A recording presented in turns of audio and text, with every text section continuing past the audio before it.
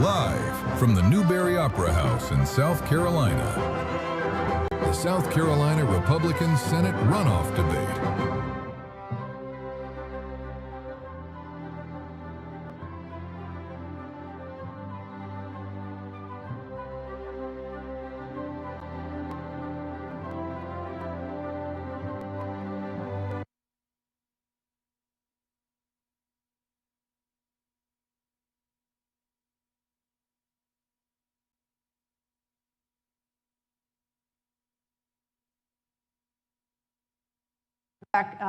Obviously, we're in South Carolina, and thank you for joining tonight's event. I very much appreciate it.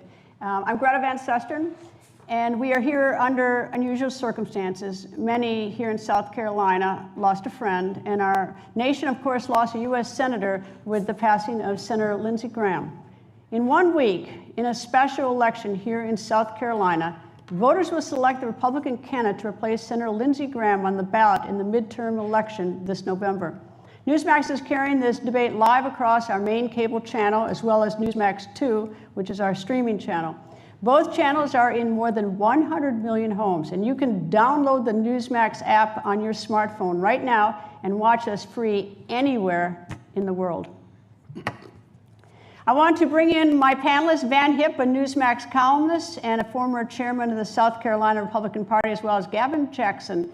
Gavin's a reporter and host of South Carolina ETV. Thank you both for being here this evening. Thank you. And now let's bring in the candidates, Senator Darlene Graham and Congressman Ralph Norman. Following the death of Senator Lindsey Graham, who is Darlene Graham's brother, on July 13th, South Carolina Governor Henry McMaster appointed Darlene Graham to her brother's seat as U.S. Senator. 1 day later, on July 14th, Senator Darlene Graham was sworn in. Now to Congressman Ralph Norman. He is a 5-term congressman, and since 2017, Congressman Norman has served South Carolina's 5th congressional district. Previously, Congressman Norman twice served as a member of South Carolina's House of Representatives. First, let's go over the rules for tonight's debate. Each candidate will have 1 minute to respond to a question, and each will be allowed to answer the same questions. Answers should be based on their positions and not include personal attacks. The candidates have agreed to maintain proper decorum and mutual respect. At the moderator's discretion, candidates will be given 30 seconds for rebuttals. And now to opening statements. The candidates will each have 90 seconds. Congressman Ralph Norman, let us begin with you, sir. Thank you, Greta. Thank all of you for coming out. What an electric crowd. Greta, you kept them in suspense for a while. I'm Ralph Norman. I'm from Rock Hill, South Carolina. Been a real estate developer for 40 years. I'm married to the same woman for 51 years, 4 children, 17 grandchildren, and I turned 40 back in June. And we're doing very well. It's such an honor to be here under unfortunate circumstances. Darlene, you were a good sister and he was a good brother.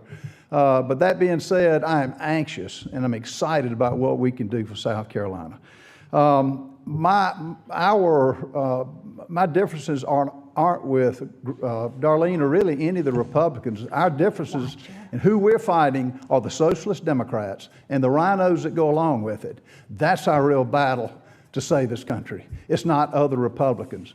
That being said, we have a task ahead of us, and the differences. I've got a proven record, folks. You can look me up. For 8 years I've been in Congress. I'm the most conservative member. You know how I'm going to vote. My resume is my record. And whether it's all the agencies that rate how you vote, I've been a taxpayer hero for as long as I can remember. Club for Growth, Heritage Foundation, the rating agencies, I'm conservative. What you see is what you get. The differences that I will point out, we have an unknown candidate who I am running against. What's clear and loud and clear, I'm not the candidate for the Washington mainstream. Mr. Congressman, sir, I've got to call time. I have the unfortunate. I know that your shot clock is not working, so I'm going to have to call time on you, sir. That's good. Senator, you have 90 seconds. Thank you, and it is quite a lively crowd tonight, but thank you for having me. And I want to begin by saying thank you for the prayers. It's been a difficult month for me and my family, so the prayers are very much appreciated. I also want to thank President Trump for his endorsement and other state and national leaders like Tim Scott and Russell Fry. I also want to thank Lindsay's staff because they have committed to staying with me, and they are the gold standard when it comes to providing constituent services. A little bit about me, Lindsay and I grew up in one room in the back of a bar and liquor store in central South Carolina, where my parents worked long, hard hours. That's where we learned a work ethic and the value of a dollar. For 30 years, I have served the people of South Carolina. For the past 7, I led a state agency. I turned it from a struggling agency into a national model. We had 130 employees and a $90 million budget. Because of that, I was elected president of a national organization for blind agencies. I was a member of the State Workforce Development Board. I served on that for several years. I'm a problem solver, a critical thinker, and a leader. I'm a volleyball mom. I love watching my daughter play volleyball, and I know that boys do not belong in girls' sports. They certainly don't belong in the girls' locker room. I'm pro-life. I was honored and excited today to get the Susan B. Anthony endorsement. That meant a lot to me. I strongly support the Second Amendment. Senator, I'm going to do the same too that I had unfortunately have to do to the Congressman. I have to cut you off for the 90 seconds so we get through the debate. I've now done this to both of you. So I'm going to go to the questions now, and I'm going to ask the first question. Congressman, I'm going to give it first to you. Gas prices are record high. Americans are pinched at the gas station. Half the country is living paycheck to paycheck. What can you do in the U.S. Senate to try to alleviate this economic pain for so many citizens? First thing I'm going to do in the Senate is wake them up. Save America is my goal. Save America is my goal. SAVE Act should have been passed. It hasn't been. That being said, on lowering gas prices, we got to get the Straits of Hormuz opened. And the president has done a good job. He inherited a wreck with Joe Biden. So what he will have to do is move forward to making sure the war and the oil prices are low. I've got to make sure, and I will do as a businessman, go to the businesses, cut regulations, talk to exactly what is needed. Affordability is needed all over the country. And it's not happening in South Carolina. It's not happening, it's straining people all over the country. So with regulations and getting involved, I know what they go through from day one, and I will take the time to do that. Senator, same question to you. Gas prices are record high. Americans are pinched at the grocery store, living paycheck to paycheck, half of America. So what can you do in the U.S. Senate to alleviate that pain? Well, I know how that feels. There's 50 million people in South Carolina. Half of them live paycheck to paycheck. 60% of them don't have 3 months savings to get by. I've been there before. I've struggled too. I trust President Trump to get the Strait of Hormuz open. Iran is the weakest it's been in 47 years, but we cannot let them get a nuclear weapon.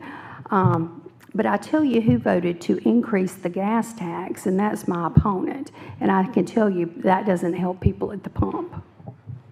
Next question goes to my colleague, Van. On the economy, Senator Graham, the national debt is approaching $40 trillion, and interest payments are consuming an increasingly large part of the federal budget. What significant area of federal spending would you be willing to cut or reform to put the country on a more sustainable fiscal path?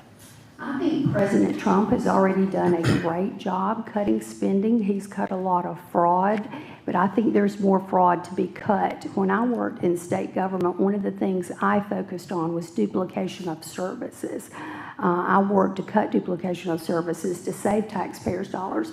I think there's more duplication going on in the federal government that we can work on cutting. So I think we need to identify more fraud, wasteful spending, and duplication of services. Okay. Congressman Norman, same question. What areas of federal spending would you be willing to cut or reform? Well, the cancer in America is overspending. The fact is, we don't cut anything in Congress. I've been a lone wolf, lone voice for cutting. The DOGE Commission identified over $100 billion. And we only had $9 billion in cuts because politicians, both Democrat and Republican, cannot cut. You got to live within your means. And we're facing a crisis not just on the national level, at every single agency. The Highway Trust Fund, Social Security is going to run out at the end of, actually before the end of the 6-year term that I'll serve in the Senate. So it's cutting spending, it's identifying the waste, fraud, and abuse, and that we already know, but we hadn't had the courage to do it as a body. And that's what I will be a voice for doing that and singling out exactly what items needed to be cut and bring it back to South Carolinians and to the people all over the country. Gavin, you have the next question on the economy. Hey, Congressman, back to you talking about Social Security. If you can elaborate on that. 1.1 million South Carolinians rely on Social Security, but like you said, the program faces a significant financial shortfall and insolvency in 6 years. At that point, the law requires a 22% cut. Do we keep Social Security? How do you fix it? And please be specific. No, we can't keep it as the way it is. Again, it's kind of like the cuts. We just hadn't had the courage to tackle Social Security because we have worthless notes that it's not like the money that is the taxpayers that's accumulating for them to spend. And to say it's to face a 25% cut is outrageous. It ought to infuriate every American. What we will do is put up concrete bills that will let Americans spend more of their own money. And the politicians simply have not been willing to do that. Americans are perfectly capable of spending their own money. Money is one thing. The other thing is just calling it out for what it is. There are people that have a Social Security number that aren't even living. That's part of the waste, fraud, and the abuse that are taking advantage of the system. We'll have the courage to call it out and to try to get this system solvent. Senator Graham, to you, talking about Social Security, how you would save it? Social Security was put in place to protect our elderly from living in poverty. So we have to keep Social Security. Lindsay and I relied on Social Security when our parents died when we were younger. So Social Security is important. I have an aunt who's 90-something years old. She relies on Social Security. At the agency I worked at, one of the ways we did it is we helped train individuals who are blind or low vision go to work. Our successful employment rates were trending up each year. What that meant is they were no longer relying on the government, on Social Security disability insurance and SSI, so they were less reliant on the government and earning wages to support their families. So the more programs we have like that, and also cutting fraud and waste. We'll turn from the economy now to health care. Van, you have the first question. Congressman Norman, even though President Biden gave him a sweeping federal pardon, Dr. Anthony Fauci invoked the Fifth Amendment at a recent Senate Homeland Security Committee hearing on COVID-19. The committee voted to hold him in contempt of Congress and refer him to the Department of Justice for potential prosecution. Do you believe Dr. Fauci should be held in contempt and prosecuted? And as a U.S. Senator, what would you do to hold Dr. Fauci and future Dr. Fauci's accountable? He ought to be in an orange jumpsuit. I mean, bottom line. Folks, I was the only congressman that stood with the frontline doctors on the steps of the Supreme Court. And the fact is that if you listen to the Senate hearings, him taking the fifth, he killed 1 million people. So yes, and if they prove an auto pen signed his pardon, I hope they'll take him, they'll retry him and put him in jail. He has no remorse. That's the problem with this man. The ego, the books, the money he made is outlandish. And when he even asked him for to apologize, he didn't have the decency to do that. We should have, and I didn't wear a mask. I got fined by a stupid Pelosi for not wearing a mask. It was insane the whole time. But we have to call it out ahead of time. And then again, it gets back to politicians calling a spade and making sure we don't fall for another virus which is coming down the pike. Senator Graham, same question. Should Dr. Fauci be held in contempt or prosecuted? And what would you do to hold him and future Dr. Fauci's accountable? Dr. Fauci stared at the floor basically the whole time they asked him questions. 111 times he refused to answer the questions. I think that's absurd. So yes, I think he should be in jail as well. Here's my concern, though. My opponent received $600,000 in COVID bailout money and convinced President Trump, or tried to convince President Trump, not to extend the $600 unemployment. money for laid off workers. So that's a bit concerning for me. Gavin, you have a health care question on Medicare. Does he want a rebuttal? Well, I'll ask, Congressman, do you want to respond to the Medicare, the COVID question? Do you want to respond to the COVID, the $600,000 and the allegation about President Trump? Look, COVID was a disaster, man-made, put up with by the government. It's got me not believing anything the government says with what they perpetrated. World Health Organization we should have withdrawn from that for a long time. There's other viruses that they're going to try to put on the American people that we can't put up with, and I would just say we cannot have a repeat of COVID is my only response. Gavin, you have a question on Medicare. Senator Graham, talking about Medicare, like Social Security, Medicare is also facing a pending shortfall, which would lead to a 11% cut in payments. So what is your message to 1.27 million South Carolinians who rely on this program that faces insolvency in 7 years? One thing we have to work hard to do is maintain Medicare for our elderly. They rely on that, and Social Security I've already addressed. We have to maintain the Social Security benefits for the elderly. Here's where I have a problem with the Democrats. If it were up to the Democrats, they would have Medicare for all, and that would bankrupt our country. Congressman Norman, same question about Medicare. Yeah, if you look at the Medicare and actually Medicaid rolls, you have illegals that are drawing benefits, and not just that program, and trying to have some checks and balances.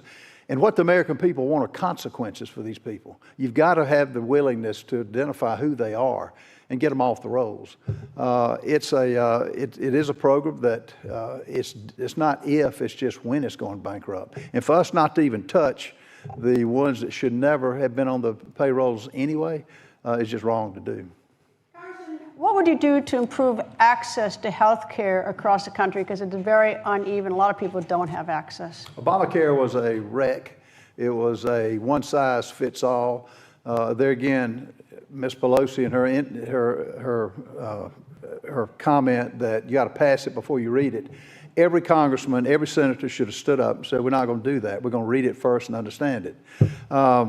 No, as a business owner, you expand HSA accounts where businesses can deduct it. You let the patient pick the services that they want. Not have, again, one size fits all. You ought to shop across state lines for your policies and make it competitive. There's no one in this audience that when you get a doctor's bill, you can't read it, you can't understand it. It's not that difficult. It's done for a reason. We got to hold the insurance companies accountable and make sure we can read it and understand it and know what we're paying for. That's why these concierge doctors who don't want to deal with insurance companies and the government because of the delays, they want to be able to go, pay cash, and go home. Senator, what would you do to get greater access to people across the country who don't have access to health care to make it more even, accessibility easy? Right. I'm worried about South Carolina. A third of our rural hospitals are in danger, at risk of being closed. President Trump allocated $50 billion for rural hospitals. $200 million of it went to South Carolina. I currently sit on the Appropriations Committee, so I would make sure that more money comes into South Carolina to help support these rural hospitals, because we can't deny access to people in rural communities. All right, turning to national security, Gavin, you have the first question about the war in Iran. Yeah, okay, you, Senator. President Trump signed a 60-day deadline for ending the war with Iran and reaching an accord on its nuclear program. That deadline passed on Monday. Do you support continuing this war with Iran? You have both voted against a war powers resolution containing the president. So what does victory look like? What is a win for you when it comes to Iran? You know, I fully trust President Trump when it comes to the war in Iran. 47 years this has been going on. Iran is the weakest they have been in 47 years. The one thing that concerns me is we cannot let them get a nuclear weapon. So I trust President Trump and everything he's doing. I think he's got this, and I trust him on it. Congressman, what does a win look like in Iran for us? A win looks like mean, he took them out militarily as far as getting a nuclear weapon, where you had, Obama paying cash bribes in the middle of the night. So he did the job to take them out. They were a severe threat, and he had the courage to do that.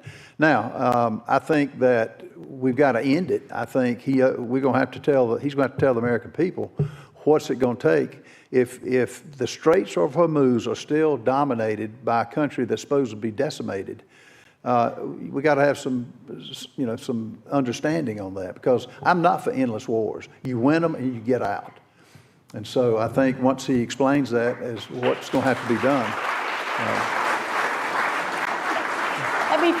Let me follow up on that, Congressman. So what would you recommend to the president that he do? Well, I think he needs to, he sees what's happening in Congress. It's codified. If you put boots on the ground after 60 days, you have to get approval from Congress. He doesn't have the approval. The Democrats hate him for anything he does, so he can't get approval from Congress. But I think he just needs to, if it's more air power, if it's more taking out whoever the lunatics are that are running the country. Now, what makes it difficult is they have no regard for human life. I mean, they made the comment that they will outlast this President Trump. And so, how are they able to do that? So that he's going to have to go ahead and do whatever it takes to get them out. Senator, how would you answer that? What would you tell the president to do? Well, he's already decimated the leadership over there. I think he's doing a great job. The Strait of Hormuz, obviously, is not open yet, but I think it will be. Again, I trust him to do what he can to end the war in Iran. Again, they're the weakest they've been in 47 years. I know they're still dangerous, but his goal is to make sure they don't have a nuclear weapon. We cannot let these people get a nuclear weapon. So I think we have to pay a little bit now, but ultimately in the end game, if we prevent them from getting a nuclear weapon, which is his goal, I think he'll be successful, and our country will be much better off. Van, you have a question, munitions supply. Yes, Greta. Senator Graham, the war in Ukraine and the conflict with Iran have shown that modern warfare can rapidly consume artillery ammunition, missiles, drones, air defense interceptors. What should the United States do to ensure that it can manufacture enough weapons and ammunition to sustain a major conflict while maintaining adequate reserves for our military and our allies? Well, one of the things I would do is work with President Trump to get the defense bills passed. It's being held up by the Democrats right now. I do believe my opponent in the past has voted against the defense spending bill. Congressman Norman, same question. What would you do to ensure that we've got an adequate supply of weaponry to keep this country safe? Well, first of all, the fact that we are having to pass continuing resolutions because we can't get the Democrats on anything, they're for total disarmament. And so that's what complicates it. But our defense budget for the coming year is over $1 trillion. And by the way, our interest alone is exceeding our military budget. We can't sustain it. We had to pass what was the $320 billion pared down to a $90 billion bill just to maintain and get the weapons that we need to have air superiority. So, military has got to be front and center stage, but we've got to explain to the American people where we are. And I don't know what her comment was about me voting against some defense bill. With the big beautiful bill, we made it better. I voted against it because we cut things, and the president even agreed when we went in there. So it's silly season, folks. All these attack ads. It's laughable how she's doing that. Senator, you can reply to that if you wish. I'm sorry. You can reply to that if you wish. Yes, it's kind of ironic when you talk about the big beautiful bill, because it's my understanding that you were the holdout on the big beautiful bill, and Trump had to call you in and convince you to sign it.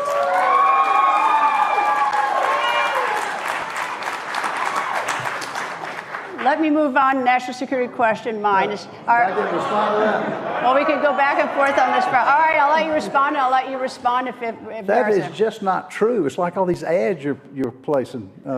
It's fake. No, what happened?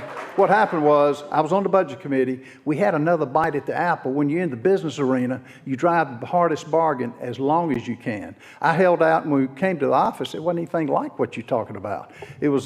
He said, "What are you holding it up for?" I said, "Well, the subsidies for electric cars is dumb. The subsidies for passive solar and wind are stupid."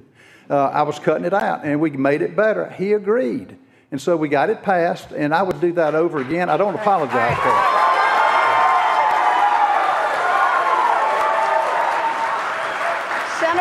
Senator, if you want to respond, or we can move on. It's your choice. That's okay, we'll move on. Okay, we'll move on. All right. Okay. Go ahead. On the national security question as well. Senator, are Taiwan and the South China Sea national security issues for the United States? If so, why? I'm sorry, could you repeat the question? Are Taiwan and the South China Sea national security issues for the United States? And if so, why or how? I'm just going to be honest here. I'm not on national security. I'm not that informed on national security, but I do support the military. My brother was in the Air Force for 33 years, so I will do everything I can to support the military. My dad was in the Army. I'm not a polished politician up here. National security is not my thing. Not my area of expertise, but I do support the military. Congressman, I'll give you a chance to respond, and I'm sure he recognizes that. Taiwan's a definite ally, and we have a trading relationship with them that is beneficial to the United States, chips being one of them, and others. So what the president is doing right is he's enabling Taiwan to defend themselves against China. But it's peace through strength that he's showing with Iran that China, Russia, others are looking at it so that they don't want to deal with America, and that's why they haven't attacked Taiwan. If they had some weak Democrat in office like Biden or another Obama, yeah, they'd take it over. But we can't let that happen. We got to take a strong, a peace through strength is working. Had enormous amount of support for. We talk about Israel, and Van, first to you have a question about Israel. Yes. Congressman Norman, to you first. President Reagan once said, "America has never flinched from the commitment to the state of Israel, a commitment which remains unshakable." How do you view Israel and its relationship with America today? Israel is our only democracy in the Middle East. Israel, if you go there, that's God's country. And, we have continued to maintain good relations. And the president, I think, has paid many a trip over there. If you go over there, it changes you. It just does. So, yes, we will maintain a great relationship with them, and we support them. From what we're hearing in Congress, they are ready and willing and able to take out Iran if it means putting troops on the ground. They're trained soldiers, and they're true patriots. And, yes, they're a friend, and we have to remain a friend. Senator Brown, 1 minute. Yes, I think we should stand with Israel. They're one of our strongest allies, so I definitely support standing with Israel. I am a little concerned about troops on the ground. I don't know that that's necessary just yet. I would like to make sure that we try all economic solutions before we put troops on the ground. Okay, we're going to take a quick break, but stay right where you are. In just a few minutes, we're going to hear more from South Carolina Republican Senate runoff candidates, South Carolina Senator Darlene Graham, and South Carolina Congressman Ralph Norman.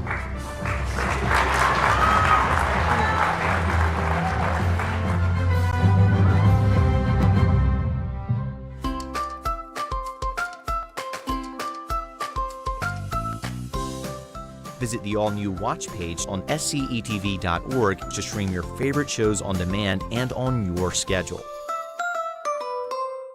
I'm Gavin Jackson, your host of This Week in South Carolina, SCETV's weekly public affairs program. Join me each week as we dive into key topics, bringing you insightful interviews with political leaders, newsmakers, and policymakers of South Carolina. From legislative updates, Tell us what reforms are in play right now and where that's all going. to economic developments, I think we know for certain that this battle against inflation is not done yet. healthcare. This week we're discussing healthcare in South Carolina, and I'm joined by two heavyweights, Dr. David Cole, president of the Medical University of South Carolina, and Dr. Patrick Cawley, CEO of MUSC Health. Thank you all for both being here. To environmental impacts, Global temperature changes of a ½ degree Celsius or a degree Fahrenheit are extraordinary kinds of rises in terms of an average global temperature. That's a lot of energy. This Week in South Carolina covers the critical topics that impact our communities. With expert analysis and in-depth discussions. What are you watching here? What's the big themes coming out for June 11th? I think I'm watching, I think you're watching, I think anybody who's paid any attention to the State House over the last couple of years is watching what happens between the members of the House GOP caucus, which is the more established caucus, and then the 16, 17 members of the House Freedom Caucus. We ensure you're well informed and engaged with the Palmetto State. Tune into This Week in South Carolina every Friday at 7:30 p.m. on SCETV.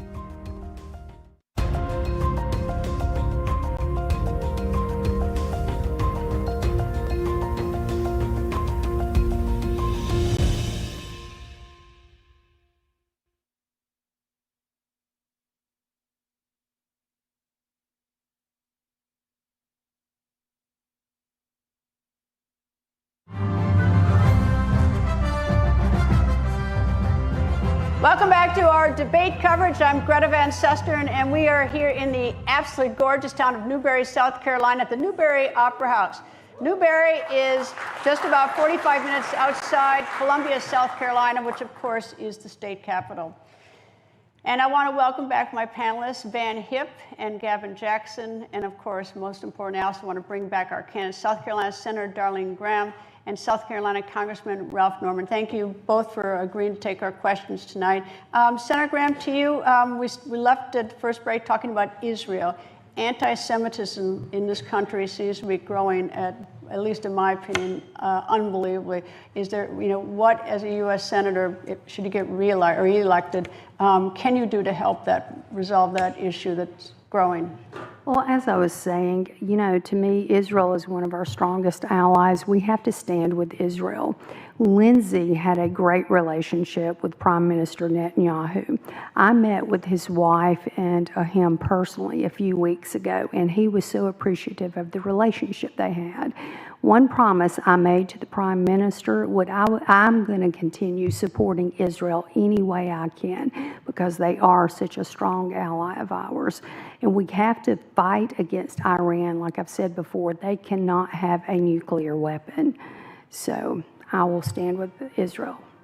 Congressman, the same question to you. Anti-Semitism, at least in my opinion, is growing in this country. What can the Senate do to try to stem this? Well, you got to address anti-Semitism. I mean, you got to stop, not permit that on college campuses and other places. It's wrong.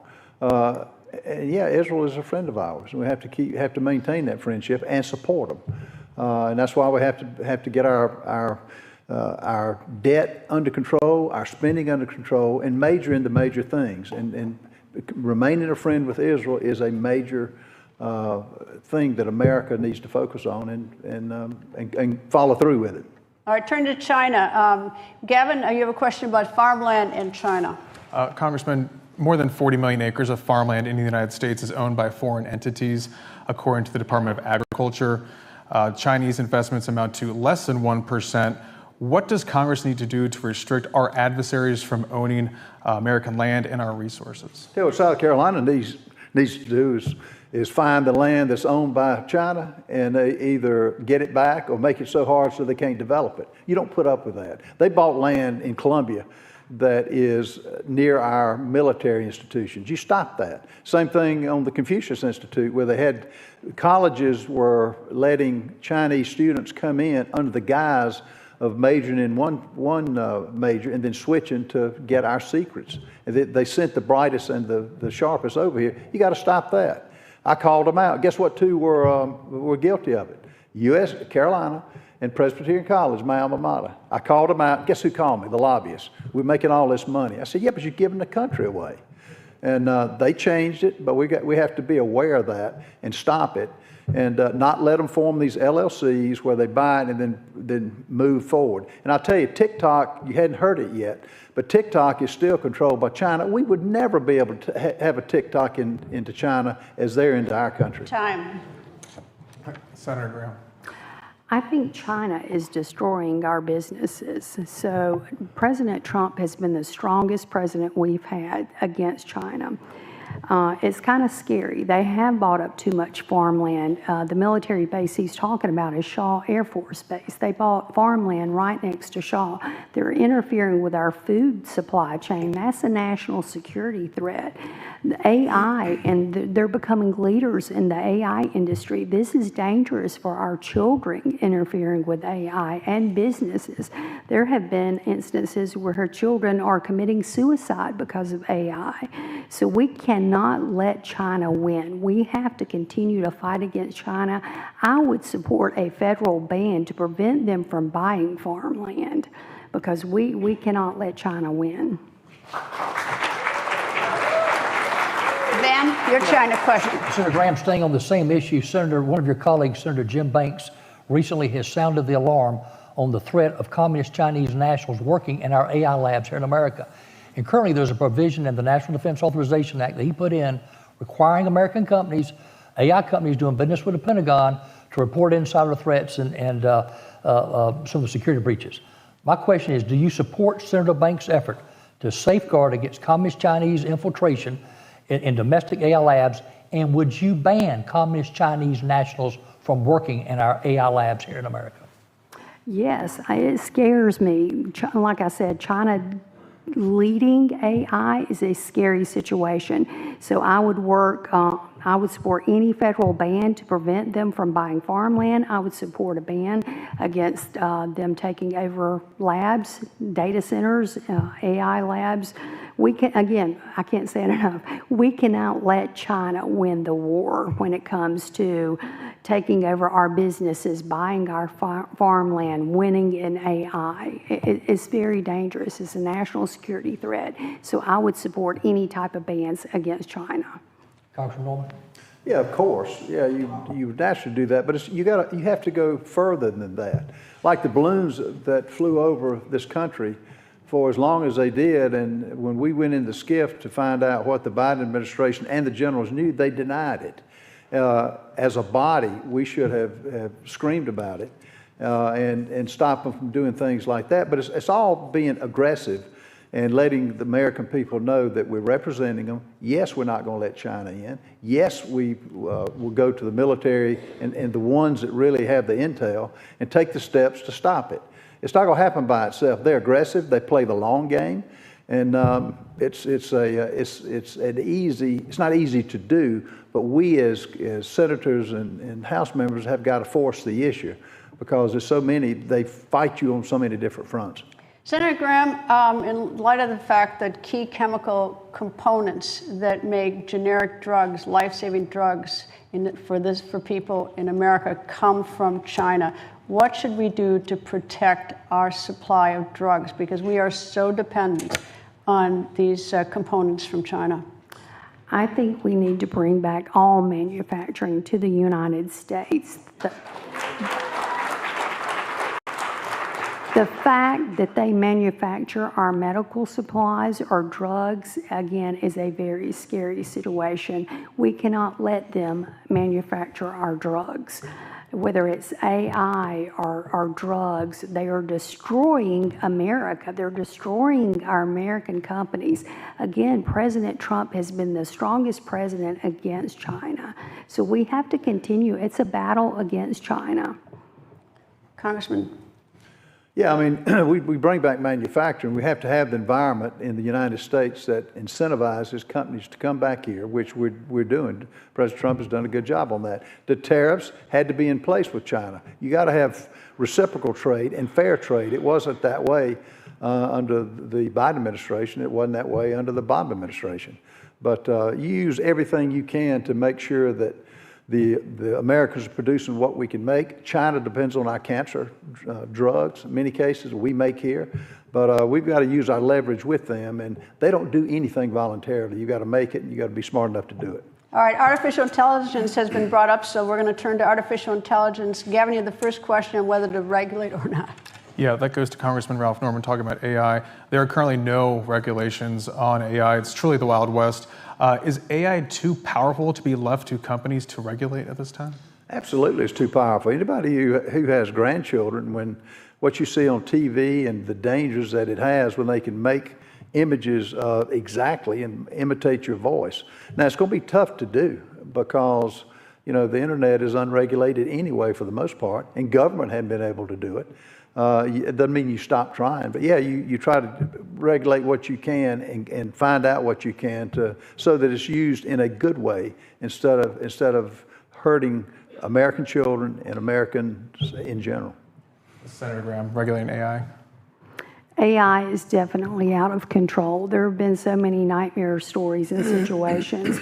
There have been situations to where AI has gotten out of control and hacked into businesses and taking over accounts and systems.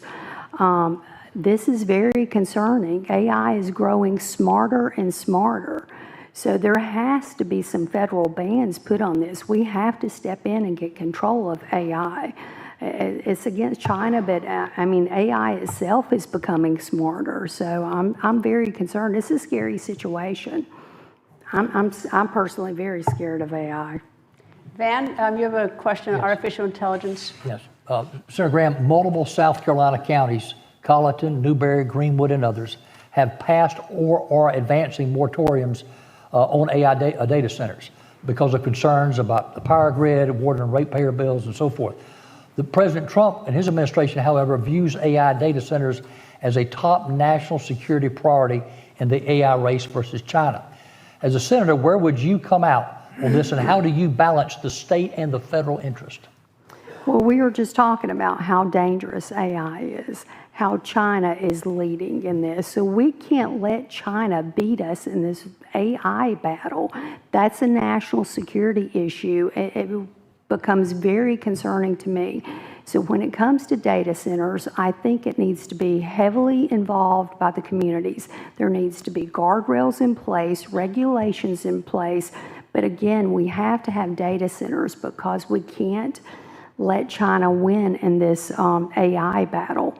But the way to do it is to put guidelines on these companies to where they have to build their own water and power supplies, or either subsidize utilities so that the rates decrease, not increase. So again, it's more about community involvement. It's about having a transparent framework in place to protect the environment. So it's putting the guidelines and guardrails in place for communities, and they should decide. Congressman Norman. Yeah, but you changed your position because you originally said you were for just data centers in general. That's what you said. Here's where I stand on this. I believe in the 10th Amendment, states' rights. I think that for that data center that's being built, where it causes diminution in value of homes around it, the community is going to have to take ownership and use what they can and find out what's the water usage do for their community. What is the electricity needs? The big thing I will do is not let the politicians in local communities or advocate for them not to give the farm away and not to have incentives for these data companies. Let them pay their own way, and if it has a return on investment for them, but it's got to have a return on investment for the community, and they've had a free ride. So I will call attention to it, and I will we'll do whatever it takes to educate the public on what's going on. Senator, do you want to respond to the comment he made about you? Yes, I do. Obviously, I just said I'm for data centers, but I also said that there needs to be community involvement, community guidelines, community guardrails. Maybe you didn't hear that part. But what about SILFAB, that you negotiated a deal in your backyard where a company that mixes chemicals was built near several schools? And I believe one school has been shut down because there was a leakage into the groundwater near the school. Silly season again. Silly season again. This was a company that took over a vacant building. The school was already in process. Henry McMaster and his group gave them money. They approved it. So that's just not true. All that stuff that's put out was not true. But It's something that is not an issue now. Those community did the right thing to sue them. It'll end up in the courts. It's actually more of a zoning issue that they are operating a business that maybe didn't fit the zoning. I'm not on the county council. I'm not on the city council. I didn't approve any funding that they got. Senator, can I rebut that? Do I get a rebuttal to ahead. that? Okay. Well, okay. Let's say that you didn't negotiate the deal. It was up to the county council. I don't necessarily believe that, but you did take money from the lobbyist for SILFAB, thousands of dollars from SEIA, that's a lobbying group for SILFAB. There again, it's silly season again. The lobbying group, SILFAB was one out of, they had hundreds of clients. Solar panels, I've investigated because I'd rather get it from the sun than I had from buying it from one of the companies. So again, that's a misinterpretation. It's, all right, let's move on. Let me ask a question, Senator. I'll go to you. It's sort of an extension of the AI question and also the economy. AI has been incredibly helpful in many areas like medicine and so many other areas, but at the same time that it's destroying jobs, and although it creates jobs, it does not appear that it's creating jobs outpacing the number of jobs it destroys. So what is the role, if any, of the U.S. Senate in this issue? I've been in workforce development pretty much my entire career. So when it comes to job development, that's one of the things that I'm most interested in. I'm not sure about the connection to workforce development when it comes to AI, but one of the things I did when I ran the state agency for 7 years, like I mentioned, to help people who are blind or low vision go to work. Our successful employment rates increased dramatically while I was there, and I think we need to bring our jobs back to the United States. Under President Trump in the Big Beautiful Bill, he's expanded the Pell Grants into in-demand jobs in HVAC, heating and air, and electricians. So I think that's one way to grow our workforce, is more programs like that. And again, I don't believe my opponent supported the Big Beautiful Bill despite what he said. Congressman, your response, you get to answer that same question anyway, but we'll give you a little extra time to respond. I voted for the Big Beautiful Bill, and I made it better in the Senate. In the Senate. Look, the way you have quality growth in South Carolina, and we've got a lot of people moving in. You empower the tech schools. The young people don't realize the opportunities there for that carpenter, that electrician, that person that uses his hands. You also have to go to the businesses and cut regulations along with taxes, and make sure that we're empowering the backbone of South Carolina, which is small business. And I will do that because I've owned a business. Unlike my opponent, I've owned a business. I've signed a front and back of a paycheck, and I know some of the issues that businesses have, but you have to go to them and reach out. And I will do that when I become senator. In every part of this state, we'll go to and get opinions from people who have been successful and who need help on cutting regulations and other things. Can I rebut? He mentioned me. So I know that you own your own business, but your workforce apparently you've hired illegal immigrants to, instead of taking advantage of the technical college schools where the Pell Grant programs are actually working. Democrat talking line years ago. Look, I've supported illegal. I've stopped and voted for everything the president has done to stop illegal immigration. I don't hire illegal immigrants, and it's just a falsehood that you're trying to say that's not true. We're moving on might as well move on to immigration since you both raised that question. Gavin, you wanted to talk first about pathway to citizenship. Yeah, Congressman, let's start with you and talk about this. Do you support the rights of those, and I've asked you this question somewhat before in a previous debate, but do you support the rights of those in the Deferred Action for Childhood Arrivals program, DACA, also migrants with valid visa status, green card holders, asylum seekers, naturalized citizens, and others who are legally going through the citizenship process? Do you believe in a pathway to citizenship for those folks? Here's what I believe in: legal immigration, not illegal immigration. The president has got, we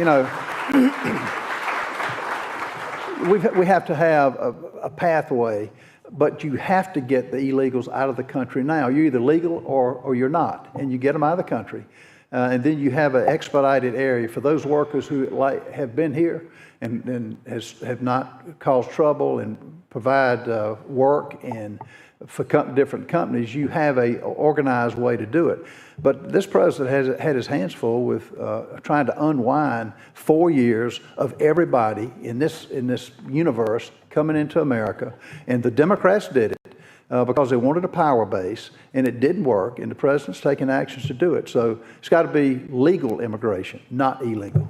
So, Senator, to you, talk about these folks that do have status. How's that pathway look to you? Yeah, and this is where I differ a little bit. People have asked me how I differ from my brother. I differ from my brother. It's real clear to me. If you're here illegally, you need to be deported immediately. So, yeah, that's a clear one for me. But I think President Trump has done a great job protecting our borders. And again, I'll support deporting any illegal immigrants. One thing I did vote for was the Save America Act. That's one of the, I co-sponsored the Save America Act. That's the first bill I co-sponsored, because I think if you need to have an ID to check out a library book, you certainly need one to vote. I'm worried about our elections and people voting. There were 6,600 non-citizens that registered to vote in New Jersey, and several hundred of them voted. So we have to get the Save America Act passed. I'll end the filibuster to get it passed. I even voted to stay in recess. And time has passed. I'm sorry, Senator. Turn to Van for your question. Yeah, Senator Graham, the Supreme Court recently rejected President Trump's executive order restricting birthright citizenship. Do you agree with the court's decision? And if a future Supreme Court nominee took the position of this court, meaning that they believe that the 14th Amendment guarantees birthright citizenship under this court's interpretation, would you vote to confirm that nominee? I am definitely against birthright citizenship. We have women coming to this country, staying in hotels to have children, because, just for them to be citizens and for them to be able to stay here and take care of the children. I'm definitely against birthright citizenship, and I will vote any way possible to prevent it from happening. Congressman Norman?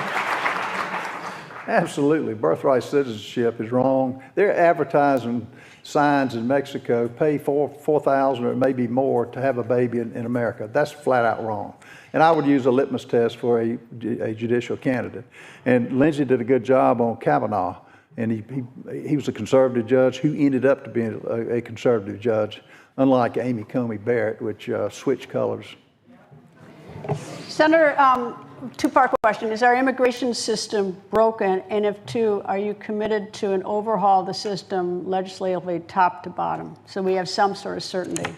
Well, I mean, again, I think President Trump has done a great job protecting our borders. The Democrats are the ones I worry about, especially the socialist Democrats. They just don't want to even have any borders. I just mentioned birthright citizenship. I'm definitely against that. I made it clear that anybody is here illegally needs to be deported immediately. But yeah, I think President Trump again has done a great job and improved. He's strengthened our borders, and I think he's done a great job. Congressman, sir. Yes, he has, and it's interesting that my opponent mentions Democrats. The ones that are funding her campaign are the Democrat PACs. The $2 million, and you can bring them up, but the Main Street Washington, I'm not their favorite, I'm not their candidate, you are. The money they're putting in this race ought to be alarming for every American.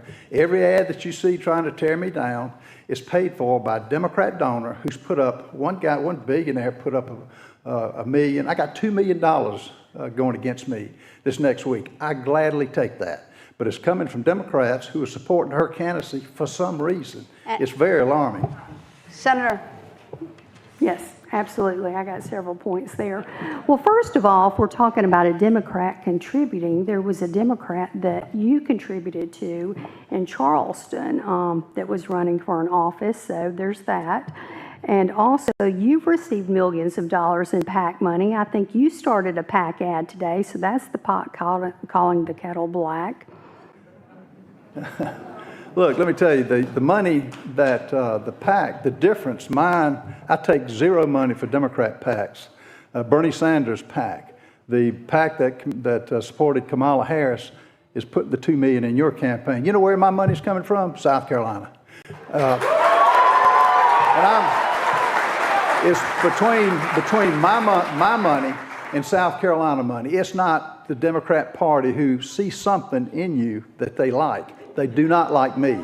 And I will, it ought to be alarming. Every ad you see is paid for by Democrat PAC money. None of my PACs are like that. And Senator, you have 30 seconds and then we're going to end this discussion. Yes, I'm not sure what Democratic PAC he's talking about. I haven't even seen the ad, so I don't know what you're talking about. But I do know that you gave to a Democratic candidate in Charleston. So I know that much. And again, you've received millions of dollars in PAC ads, PAC money as well. And in addition, you know, you have millions of dollars of your own money. I'm a working person. I don't have millions. And I'm sorry, I got to call time because it is now. I'm sorry to both of you. No, we have to do closing statements. You can do that. You each have 90 seconds. It's, you know, to respond to that. Congressman Ralph Norman, we're going to begin with you for 90 seconds. First of all, it's a privilege being here. I wish we had another debate like this. We had one tomorrow. You canceled it. You didn't want to come. All that to say is that. You know, we're at a turning point in America. We're in a turning point where the Democrat socialists are taking it over. We've got to stop it. Again, I mentioned the fact where her money's coming from. The Main Street, Washington, is with her. They're not with me, nor do I want them. I've never been subservient to anything in Washington. Washington is broken. Look, I will use whatever I can to break the filibuster. I will make sure that the Senate wakes up and votes on the SAVE Act. But other than that, we're going to call them out for what they're doing to this country. Faith, family, and freedom are what the Democrats are against. The people supporting you are against that, and we have to stop that. I will recruit more solid business people to run, and I'll put South Carolina first.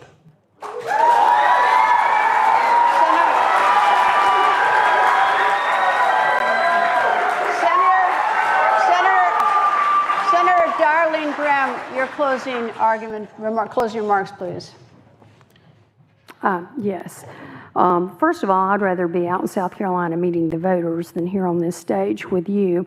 But fact is, I've done more in 20 days than you have done in 20 years. I did a lot of research to try to find out exactly what you have done. You named a post office, so good job. That's all I can find out that you've done. And we have spent $1.7 million on your salary for the past 10 years, and you named a post office. So, yeah, I've done, again, more in 20 days. I've got the Russia sanctions bill passed. I've co-sponsored the Save America Act. I've co-signed 7 anti-abortion bills. I was the deciding vote in President Trump's AG pick, Todd Blanche. So again, more in 20 days than you have done in literally 20 years. And I think you're confused because I don't know if you want to be in South Carolina or Washington, because you said you wanted to go to Washington to clean up the swamp. Then you wanted to come back to South Carolina to run for governor. Now you want to go back to Washington again to clean up the swamp. So what is it you want to do?